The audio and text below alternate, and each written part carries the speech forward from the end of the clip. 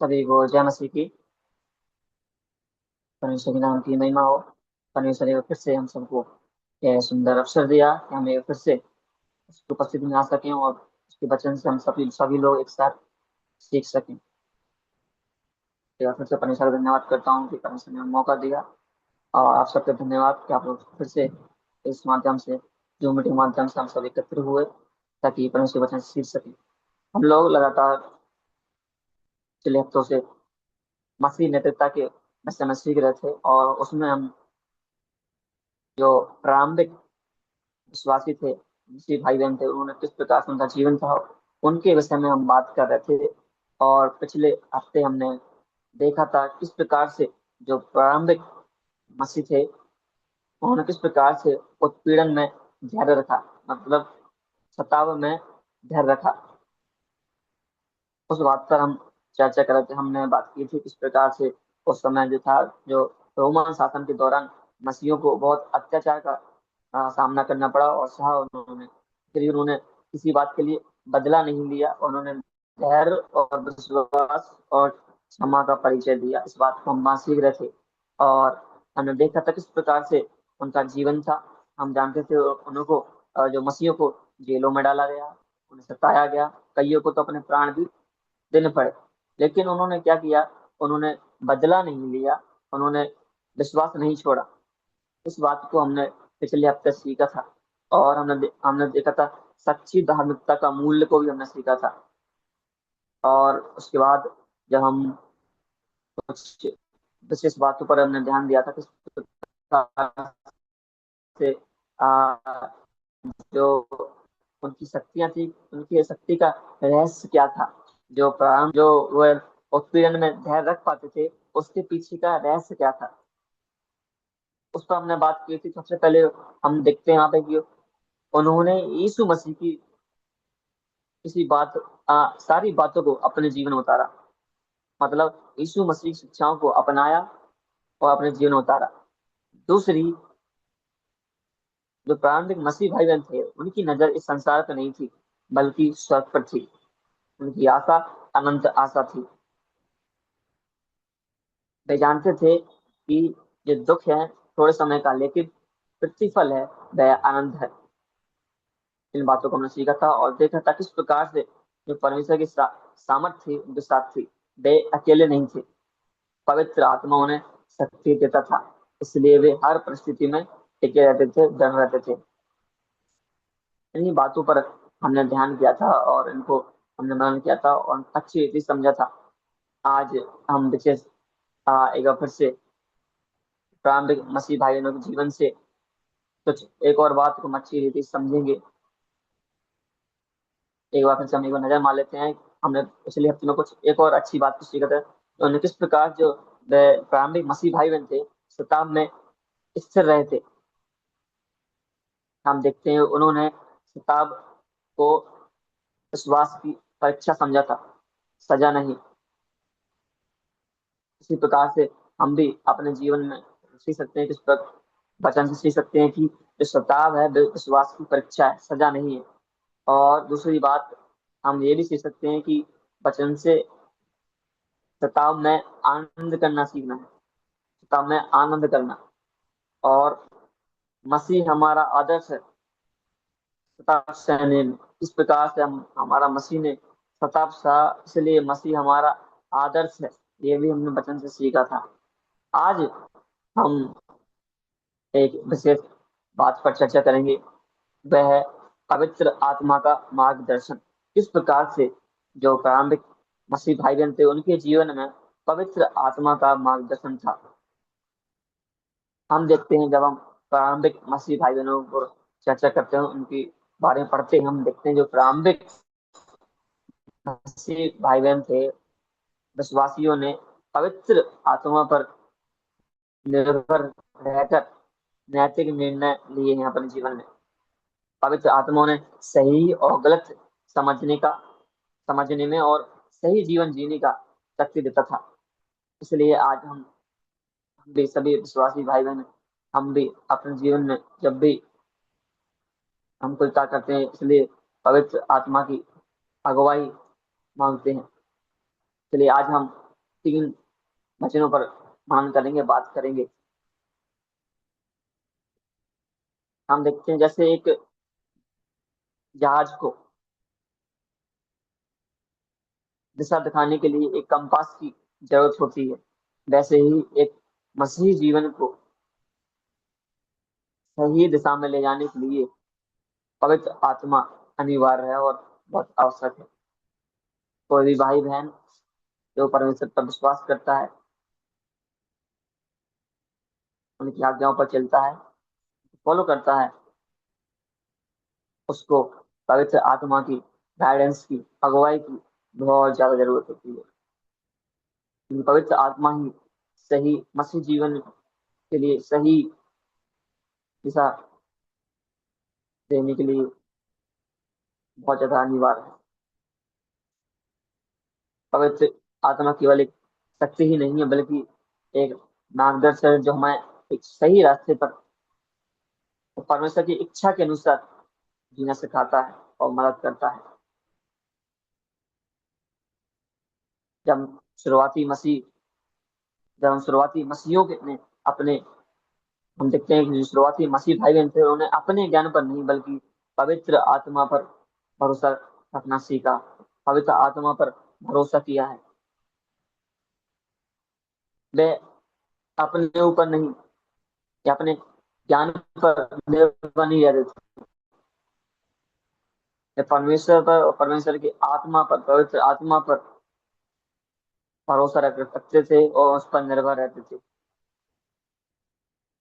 क्योंकि हम जानते हैं पवित्र आत्मा ही सभी मसीह भाई बहन जो परमेश्वर पर विश्वास करते हैं, वो उसको अगुवाई करता है, मदद करता है किस प्रकार से उनको जीना है। पवित्र आत्मा जो है वह हमें सही और गलत के बीच भेद करना सिखाता है। इतना क्या सही और क्या गलत है, साधारण रूप में बोल सकते हैं, क्या सही और क्या गलत है, उस बात को हमें सिखाता है।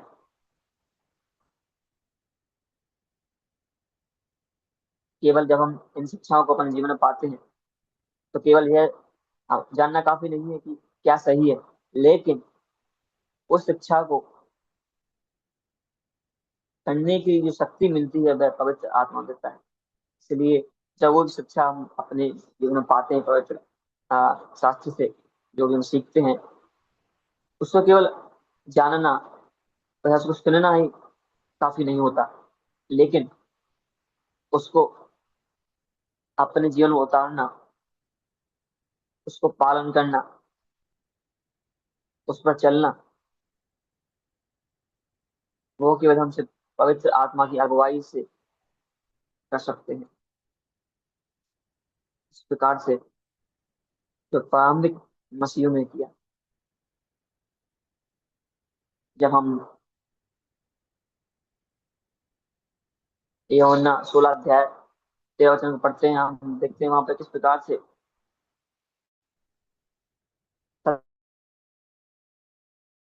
सत्य का आत्मा जो यीशु मसीह है, वो यूहन्ना अध्याय 16 का 13 वचन।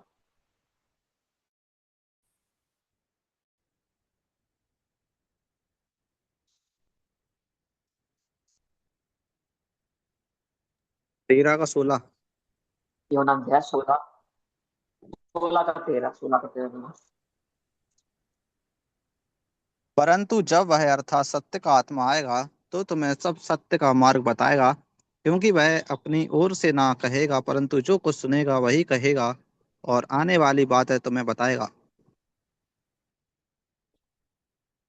बहुत बहुत धन्यवाद। हम देखते हैं जब दुनिया में बहुत से झूठ और भ्रम है, पवित्र आत्मा हमें पूर्ण सत्य की ओर ले जाता है, मसीह की बातों को हमें समझाता है। निश्चित रूप से जब हम यह वचन यूहन्ना अध्याय 16 और 13 जब पढ़ते हैं, हमारे सत्य का मार्गदर्शन पर एक आधारित व्याख्या और उदाहरण है। इसे हम बड़े अच्छी रीति से समझ सकते हैं। हम इस वचन को पढ़ते हैं, जब हम देखते हैं किस प्रकार से जो यीशु मसीह हैं, उन्होंने पवित्र आत्मा को सत्य का आत्मा कहा है। इसका अर्थ यह है कि जो पवित्र आत्मा है वह केवल हमें सूचना नहीं देता, बल्कि सत्य को हमारे जीवन में प्रकट करता है। सत्य को हमारे जीवन में प्रकट करता है। वह हमें याद दिलाता है, जब हम कठिन परिस्थिति में होते हैं तो पवित्र आत्मा हमें परमेश्वर के वादे को याद दिलाता है, ताकि हम भटके नहीं। जब हम गलत रास्ते पर कदम बढ़ाते हैं तो वह एक चेतावनी की तरह हमारे मन में बात करता है, हमें रोकता है कि हम उस गलत रास्ते पर बढ़े नहीं। क्योंकि परमेश्वर का आत्मा है। परमेश्वर नहीं चाहता कि हम उसके चुने हुए लोग या विश्वास करने वाले लोग या विश्वासी लोग गलत रास्ते पर ना चलें। इसलिए जो पवित्र आत्मा है वह हमें एक चेतावनी देता है कि हम उस गलत रास्ते पर ना चलें। वह हमारे मन में बात करता है।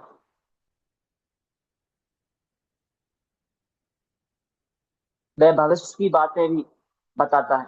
यह केवल भविष्यवाणी नहीं है, बल्कि हमें आने वाले संकटों के लिए तैयार करना और सत्य और सही निर्णय लेने के लिए भी मदद करता है। या फिर से जब हम पढ़ेंगे यूहन्ना अध्याय 16 का 13, परंतु जब वह अर्थात सत्य का आत्मा आएगा तो तुम्हें सब सत्य का मार्ग बताएगा, क्योंकि वह अपनी ओर से ना कहेगा, परंतु जो कुछ सुनेगा वही कहेगा, और आने वाली बातें तुम्हें बताएगा। तीन बातें हम इस पद में मुख्य रूप से पढ़ते हैं।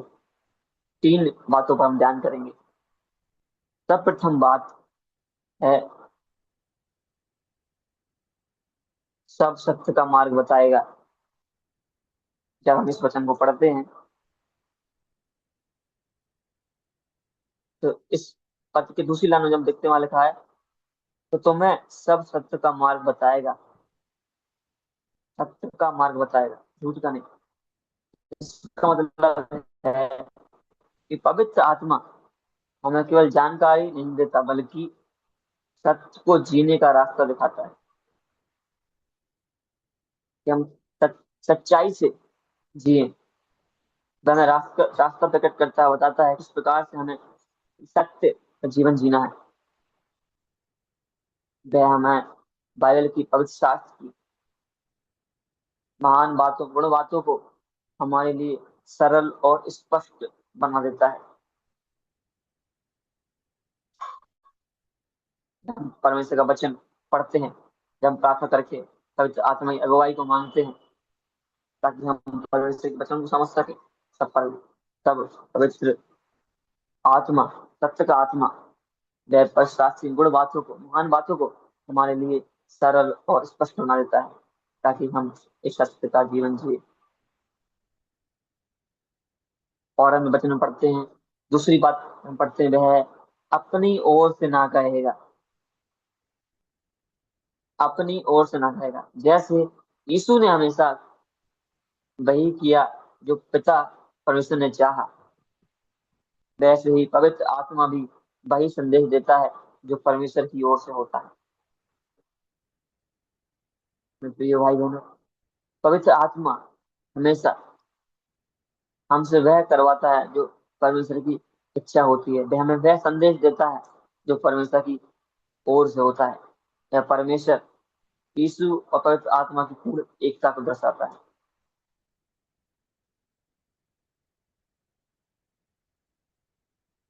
वह अपनी ओर से ना कहेगा।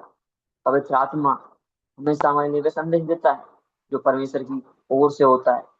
वह संदेश देता है जो जिसको हम फॉलो करके परमेश्वर की इच्छा को पूरा कर सकते हैं, उसको महिमा दे सकते हैं। और इस बात जब हम जब आगे पढ़ते हैं तो हम देखते हैं कि आने वाली बातें तो मैं बताएगा।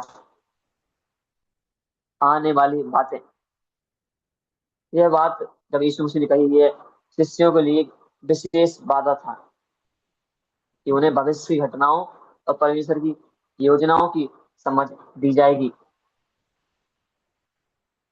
इस प्रकार से आज वे बात हम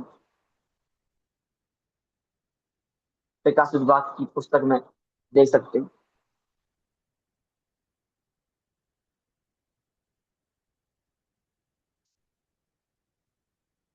इस वचन में तीन बातों को हमने ध्यान दिया।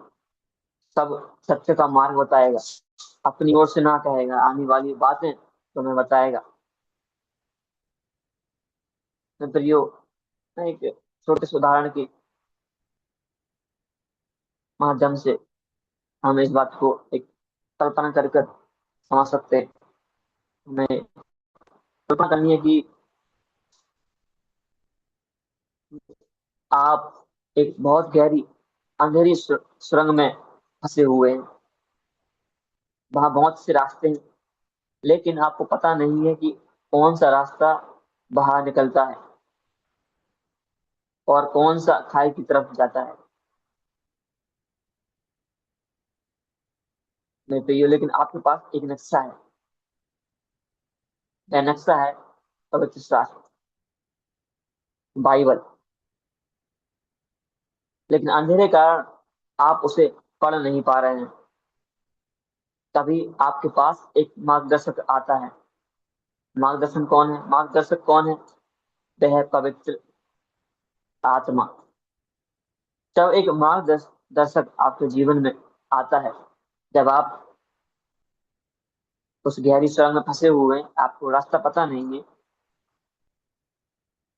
आपके पास नक्शा मिल गया आपको, पवित्र बाइबल नक्शा आपके पास है, लेकिन आप अंधेरे में उस नक्शे को देख नहीं पा रहे हैं, पढ़ नहीं पा रहे हैं, तो आप कैसे बाहर निकलेंगे? लेकिन तब आपके पास एक मार्गदर्शक के रूप में पवित्र आत्मा आता है। तब आपको क्या मिलता है? तब वह आपको प्रकाश, व मसाल, व पवित्र शास्त्र पर प्रकाश डालते, ताकि आप उसे समझ सकें, वचनों का प्रकाशन, ताकि आप उस सुरंग से बाहर निकल सकें। वो आपको सुरक्षा देता है। वह मार्गदर्शक आपको बताता है कि वह आपको उस अंधेरी गुफा में कहाँ पैर रखना है और कहाँ नहीं रखना है। मतलब नैतिक नैतिक निर्णय लेने में मदद करता है। वह आपको गोल मंजिल बताता है। वह तब तक आपके साथ चलता है जब तक आप स्वयं से बाहर नहीं निकल जाते। मसीह जीवन है मेरे प्रिय प्रिय भाई बहनों, मसीह जीवन में हम खुद ज्ञान के अंधेरे में होते हैं, लेकिन पवित्र आत्मा वह मसाल है जो सत्य के उजाले में स्वच्छ बाहर ले आती है, बाहर ले आता है। हमें अभी इस जीवन में पवित्र आत्मा के मार्गदर्शक की बहुत आवश्यकता है मेरे प्रिय भाई बहनों। हम पवित्र आत्मा के बिना जो हम बातों को सीखते हैं, उसको करने के लिए शक्ति मिलती है, तो पवित्र आत्मा की अगुवाई से हम वह कर सकते हैं। जब हम शिक्षा को पाते हैं, उसको हम अपने जीवन लागू पवित्र आत्मा की अगुवाई से, उस मदद से कर सकते हैं। आज हम सबको पवित्र आत्मा की अगुवाई की, मार्गदर्शक की बहुत जरूरत है। क्योंकि परमेश्वर का आत्मा, सत्य का आत्मा, पवित्र आत्मा हमें समझ देता है, ताकि हम उस अंधेरी सुरंग से बाहर निकल सके। वह हमें मार्ग दिखाता है कि हमें कहाँ पर चलना है, कहाँ पर पैर रखना है और कहाँ पर पैर नहीं रखना है। हमें ठोकर लगने से बचाता है, हमें नैतिक निर्णय लेने में मदद करता है। वह तब तक आपके साथ रहता है जब तक आप उस गहरी सुरंग से बाहर नहीं निकल जाते।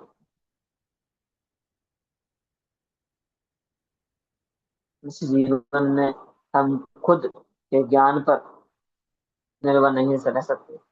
हमें परमेश्वर के वचन की जरूरत होती है, और उसके पालन करने में हमें पवित्र आत्मा मदद करता है, शक्ति देता है, अगुवाई करता है।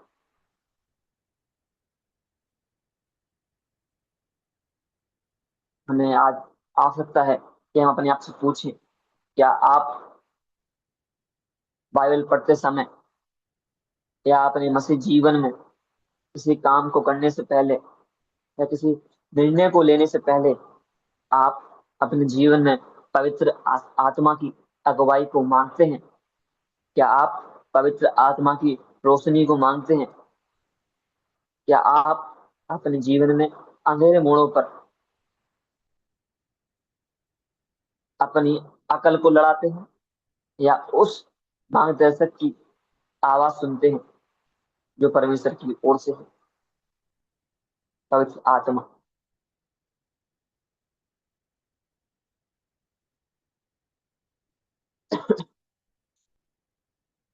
मेरे प्रिय भाई बहनों, जब भी हम अपने जीवन में कोई निर्णय लेते हैं, जब भी कोई हम फैसला लेते हैं, या हम शास्त्र पढ़ते हैं, या अपने जीवन के उस समय में होते हैं जहाँ हम अंधेरी गुफा में फंसे होते हैं, उस तरह के टाइम में हम पूछें, क्या हम अपने जीवन पवित्र आत्मा की अगुवाई या मदद या रोशनी मांगते हैं?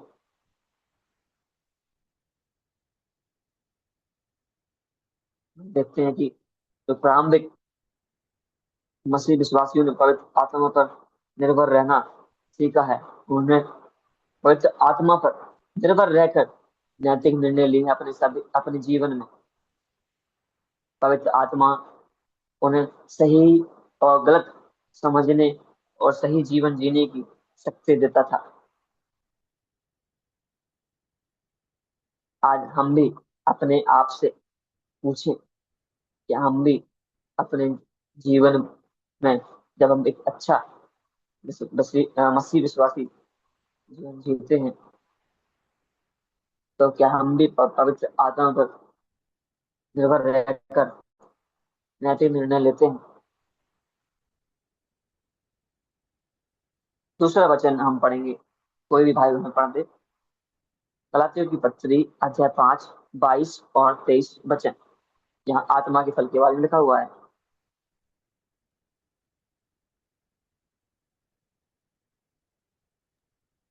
पर आत्मा का फल प्रेम, आनंद, मेल, धीरज और कृपा, भलाई, विश्वास, नम्रता, संयम है। ऐसे ऐसे कामों के विरोध में कोई भी व्यवस्था नहीं।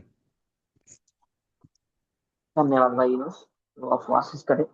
पर आत्मा का फल प्रेम, आनंद, शांति, धीरज, कृपा, भलाई और विश्वास, नम्रता और संयम है। ऐसे ऐसे कामों के विरोध में कोई भी व्यवस्था नहीं। यहाँ फलों की बात हो रही है।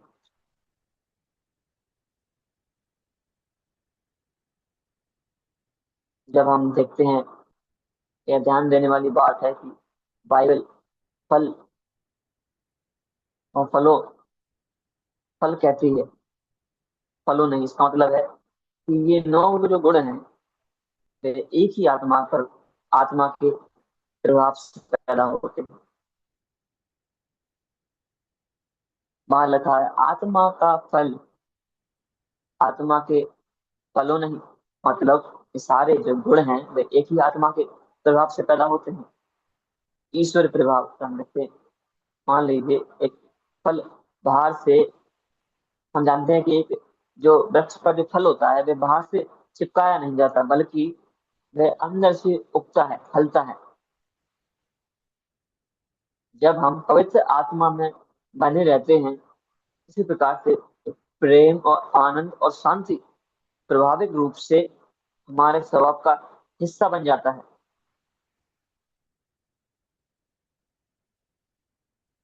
एक आम का पेड़ अपने पत्तों से नहीं बल्कि अपने फलों से पहचाना जाता है। वैसे ही एक मसीह अपने ज्ञान से नहीं बल्कि अपने व्यवहार, या हम कह सकते हैं, फलों से पहचाना जाता है, आत्मा के फलों से पहचाना जाता है। हम एक उदाहरण का उपयोग करेंगे। देखते हैं कि नकली प्लास्टिक के फल और असली फल का उदाहरण। मान लीजिए, कल्पना कीजिए कि दो पेड़ हैं,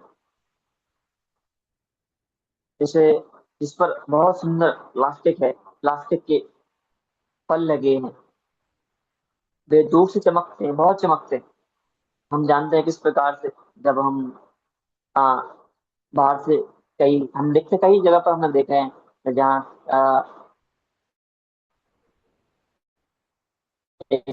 ऑफिस के लिए घरों में, अपनी बालकनी में कई लोग, बहुत से फ्रूट्स लगे होते हैं। मैंने ज्यादातर ग्रेप्स, अंगूर को ज्यादा देखा है, अंगूर के गुच्छे अपनी बालकनी में लोग लगाते हैं। इसी प्रकार से आम का पेड़ मान लीजिए, आम के पेड़ भी होते हैं, आम के नकली पेड़ इस प्रकार से होते हैं, और संतरे भी होते हैं। इसी प्रकार से एक सजावटी प्लास्टिक का पेड़ है, जिस पर बहुत सारे सुंदर प्लास्टिक के फल लगे हैं। हम जानते हैं, जब हम उन आ, वृक्षों को देखते हैं, वे बहुत सुंदर लगते हैं देखने में। ऐसा प्रतीत होता है जैसे बहुत असली हो, बहुत सुंदर हो, असली से भी ज्यादा सुंदर लगते हैं। वे दूर से चमकते हैं। हम देखते हैं कि वो, उन पर धूल पड़ने से, धूल जब पड़ती है तब भी वे खराब नहीं होते, और हमेशा सारे सीजन में एक से दिखाई पड़ते हैं। कोई भी मौसम हो, हमेशा वे एक से दिखाई देते रहते हैं। उन पर धूल पड़ जाए, धूप आ जाए, बारिश हो जाए, एक से सदा बने रहते हैं, उनका कोई असर नहीं होता। दूसरा एक असली फल का पेड़ है, असली फल का पेड़। इसी प्रकार से दिखावा का जीवन, ये प्लास्टिक का फल केवल दिखावा है। जब हम एक प्लास्टिक को, पेड़ को लगाते हैं, तो बस एक दिखावा है, शो ऑफ है। दिखावा करते हैं कि सुंदरता के लिए, जो दर्शाता है। इसी प्रकार से हम देख सकते हैं, जैसे हमारा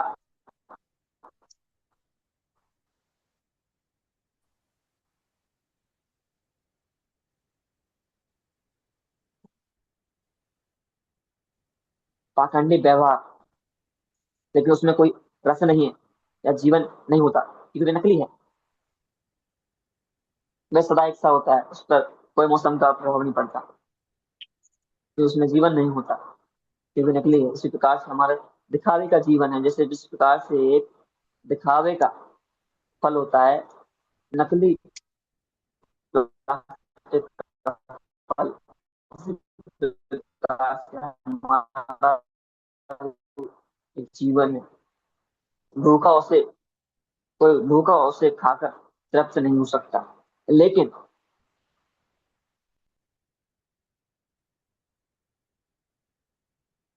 जब हम उस फल को दबाते हैं, अगर आप प्लास्टिक के फल को दबाते हैं, तो वह पिचक जाएगा, हम जानते हैं, पिचक जाएगा, टूट जाएगा। लेकिन अगर आप एक असली पके हुए संतरे को दबाते हैं, या आम को एक दबाते हैं, तो उसके अंदर से क्या होगा, क्या निकलेगा? उसके अंदर से एक मीठा रस निकलेगा, मीठा रस। इस प्रकार से मेरे प्रिय भाई बहनों,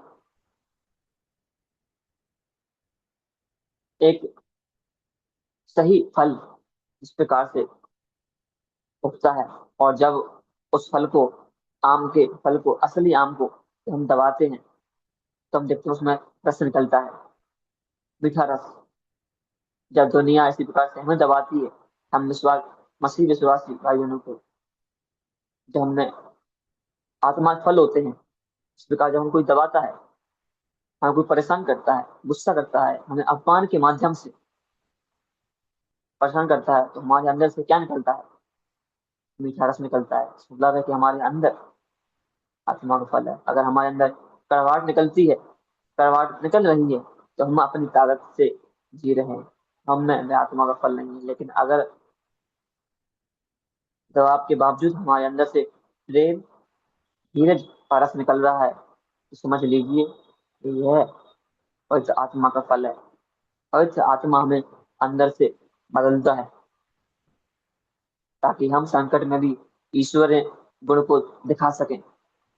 हम परमेश्वर के दिए हुए फल को, प्रेम, धीरज, संयम, इन सारी बातों को लोग सामने प्रकट कर सकें। जब हम उत्पीड़न की बात कर रहे थे लास्ट क्लास में, इस प्रकार जो प्रारंभिक मसीह भाई बहन थे, मसीहों ने उत्पीड़न में भी धैर्य रखा। उन्होंने साबित किया कि वह उन्होंने पवित्र आत्मा का फल है, क्योंकि वह प्रेम और धीरज प्रकट करते थे। उनके जीवन से प्रेम और धीरज का रस निकल रहा था। जब लोगों ने उन पर अत्याचार किया, उन पर सताव किया, उन्हें सताया, जेलों में डाला गया, कईयों लोगों को तो मार डाला गया, मारे गए, लेकिन उन्होंने कभी बदला नहीं लिया। उन्होंने लेकिन सदा प्रेम को प्रकट किया, धीरज को प्रकट किया। ये दर्शाता है आत्मा के फल को।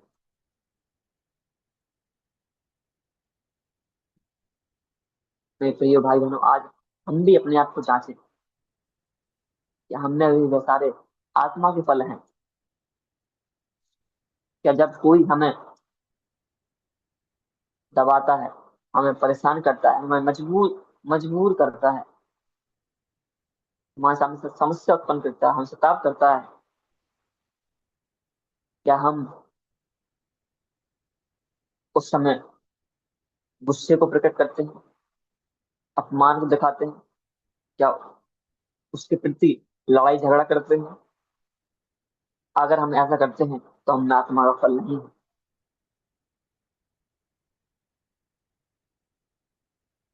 मतलब वह एक, जिस प्रकार से मैंने कहा था, प्लास्टिक का फल, प्लास्टिक के फल को दबाने से उसमें से कुछ नहीं मिलता। इसी प्रकार से यह जीवन है जिसके जीवन में आत्मा फल नहीं है, उसके जीवन से सदा कुछ भी अच्छे अच्छे फल का उदाहरण नहीं होता। वह गुस्सा प्रकट करता है, अपमान, और हमेशा दूसरों के विरुद्ध क्रोध लड़ने के लिए रेडी रहता है। लेकिन एक आत्मा का फल वाला व्यक्ति, उसके जीवन में आत्मा के फल होते हैं। जब लोग उसे दबाते हैं तब उसके जीवन से रस निकलता है, मीठा रस, प्रेम, धीरज का रस, प्रेम और धीरज का रस। इस प्रकार से हम भी अपने जीवन में देखेंगे प्रिय, आत्मा का फल, प्रेम, आनंद, शांति, धीरज, कृपा, भलाई और विश्वास, नम्रता और संयम। क्या हमारे जीवन में भी ये सारी बातें हैं?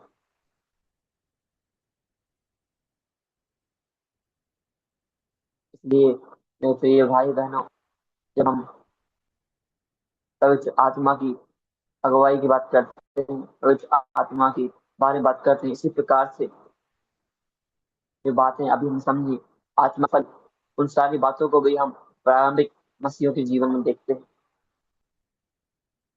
और ये सारी बातें हमें आज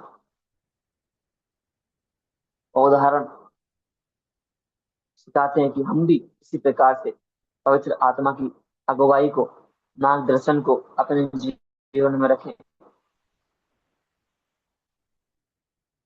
और इसी प्रकार से पवित्र आत्मा के फल हमारे जीवन में हो। एक पद को हम और पढ़ेंगे, इससे पहले हम इस बात को याद रखें कि हम भी इसी प्रकार से,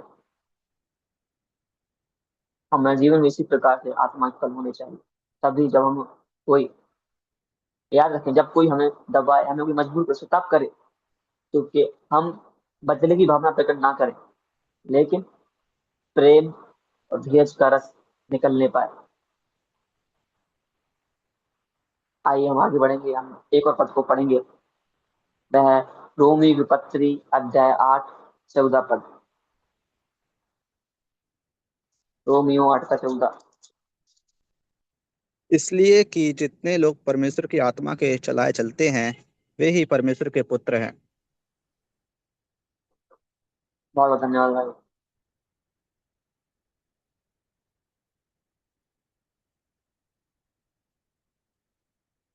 इसलिए कि जितने लोग परमेश्वर की आत्मा के चलाए चलते हैं वही परमेश्वर के पुत्र हैं।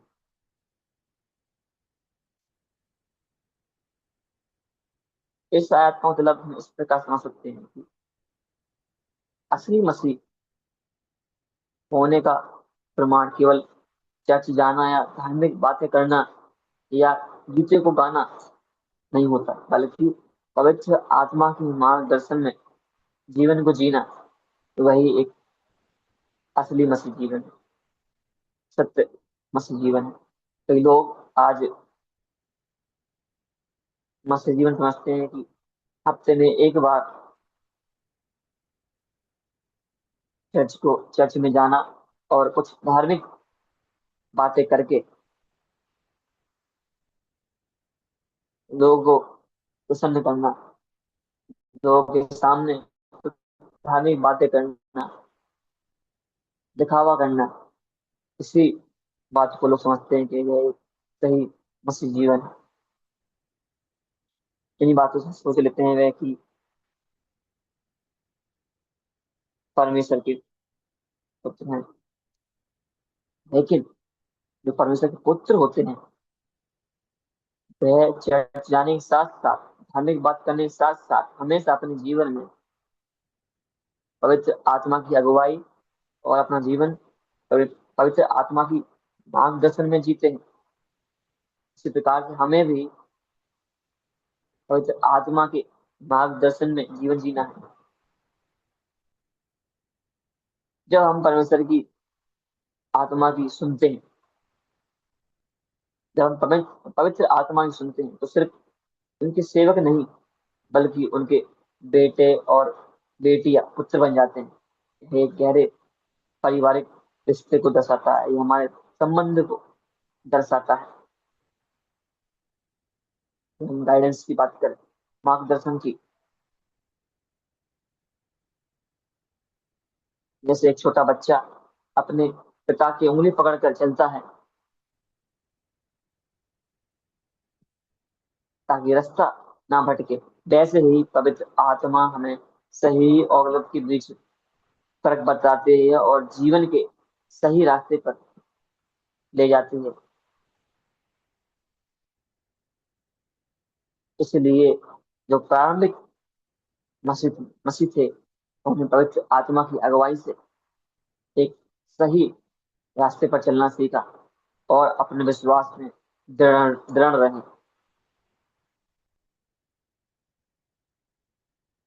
जैसे एक छोटा बच्चा अपने पिता की उंगली पकड़कर चलता है ताकि रास्ता ना भटके, उसी प्रकार से पवित्र आत्मा हर एक विश्वासी को सही और गलत के बीच में फर्क करना सिखाता है, बताता है, ताकि हम सभी लोग जीवन के सही रास्ते पर चल सकें और परमेश्वर को महिमा दे सके।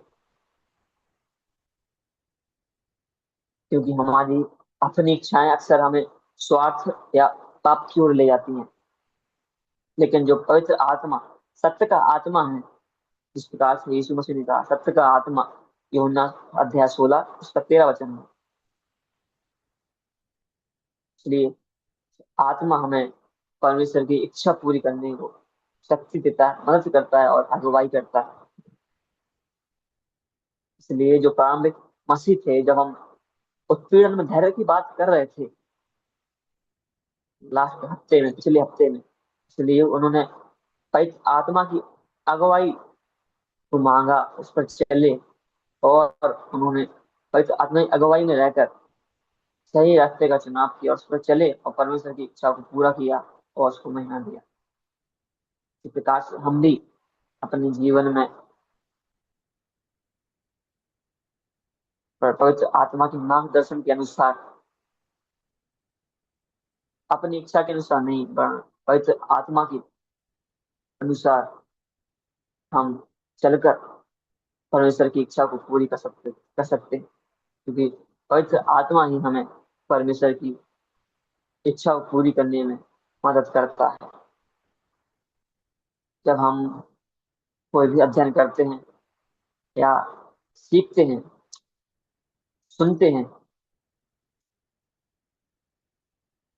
केवल सुनना ही काफी नहीं होता या उसको सीखना ही काफी होता है, लेकिन उसको सुनकर उसको पालन करने के लिए, उसको अपने हृदय में बसाकर उस पर चलना सीखने के लिए हमें पवित्र आत्मा की मार्गदर्शन की बहुत जरूरत होती है, अगुवाई की बहुत जरूरत होती है।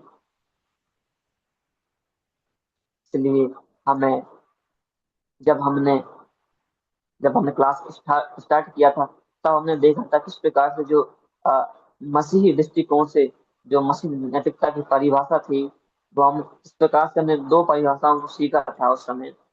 पहली परिभाषा थी कि शास्त्रों के प्रकाश में सही और व्यर्थ के सिद्धांतों का अध्ययन करना। दूसरा हमने देखा था कि सिद्धांतों को कर्मों में बदलना, मतलब जो भी सिद्धांत हम पवित्र वचन से सीखते हैं उसको कर्म में बदलना। और उसको कार्य में या कर्म में कब बदल सकते हैं? जब हम पवित्र आत्मा का मार्गदर्शन लेते हैं अपने जीवन में। इसलिए मैंने इस डेफिनेशन को स्टार्टिंग में चुना था और इसलिए आपको याद दिलाया ताकि आपको इससे मदद मिल सके। मान लीजिए, इसे हम रोजमर्रा की जिंदगी के दो उदाहरण से समझ सकते हैं। मान लीजिए एक गुस्से का समय है, किसी ने आपका अपमान किया और आपको बहुत गुस्सा दिलाया और आपको बहुत गुस्सा आ रहा है। आपका मन कहता है कि आप भी उसे बुरा भला कहें, यह शारीरिक इच्छा हो गई।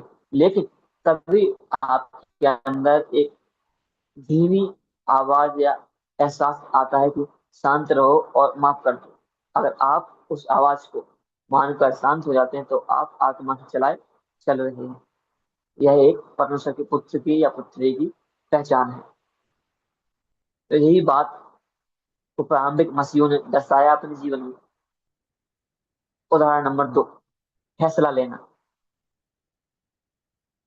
आप करियर या नौकरी से जुड़ा कोई भी बड़ा फैसला लेना हो, आप केवल पैसा या प्रतिभा नहीं दिखाते बल्कि प्रार्थना करते हैं और महसूस करते हैं कि परमेश्वर आपको किस दिशा में शांति दे रहा है और ले जा रहा है। जब आप अपनी मर्जी छोड़कर परमेश्वर की शांति को और मार्गदर्शन के पीछे चलते हैं और मार्गदर्शन को अपनाते हैं, तो आप इस आयत की तरह जी रहे हैं जो हमने बात की है। रोमियो 8:14। जितने लोग परमेश्वर की आत्मा के चलाए चलते हैं वही परमेश्वर के। जब आप इन बातों को अपने जीवन में देखते हैं, निश्चय कर लेते हैं, तो आप समझ जाइए कि आप इस आयत को जी रहे हैं अपने जीवन में, परमेश्वर को महिमा दे रहे हैं।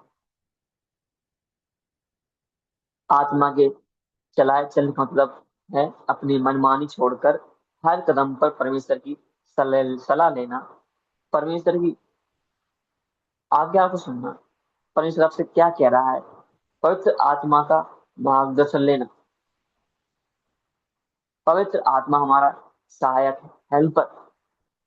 यीशु मसीह ने स्वयं कहा है कि मैं एक हेल्पर, सहायक भेजूंगा, तो मैं दूंगा। और वह हेल्पर, सहायक, पवित्र आत्मा हमें अकेला नहीं छोड़ता।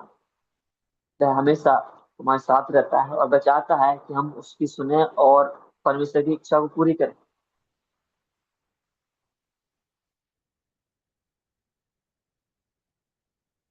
एक सवाल हमारे सामने उठता है, क्या आप आज अपने जीवन के निर्णय अपनी समझ से ले रहे हैं या पवित्र आत्मा की सुनकर?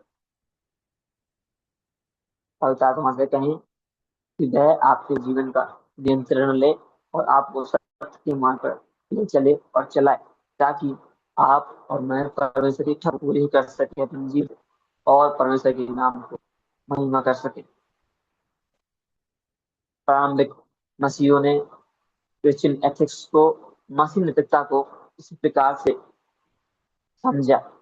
उन्होंने यीशु मसीह के जीवन का अनुसरण करके जीवन जिया, प्रेरितों की शिक्षा मानकर जीवन जिया, सेवा और पवित्रता में जीवन जीकर और पवित्र आत्मा के मार्गदर्शन में, और इन सारी बातों को अपने दैनिक जीवन में लागू किया। इस प्रकार उनकी नैतिकता केवल नियम नहीं, एक जीवित व्यवहारिक जीवन शैली थी। हम पिछले कुछ हफ्तों से इसी प्रकार से प्रारंभिक मसीह प्रारंभिक मसीही विश्वासियों द्वारा मसीह नैतिकता का पालन किस प्रकार से उन्होंने किया, उस पर हम चर्चा कर रहे थे। और आज तक हमने 7 बातों पर, कुछ हफ्तों से 7 हफ्तों में हमने 7 बातों पर